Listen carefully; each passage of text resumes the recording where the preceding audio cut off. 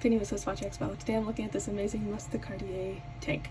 This is the line that Cartier used to replace the tank Solo when they discontinued it in late 2021.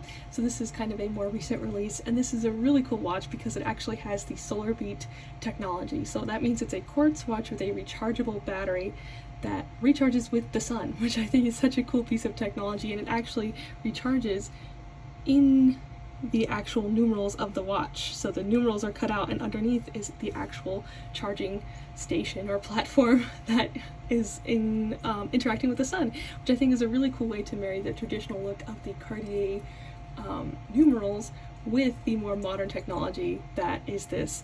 I think this is a great watch. It still has that classic Cartier look. It's on this beautiful blue leather strap, this light blue. I think it's such a beautiful color. And since this is a newer release, it is a little bit hard to get your hands on, but we have one in stock right now. So if you are in love with this watch and in love with this technology, definitely check this out right now at SwissWatchExpo.com.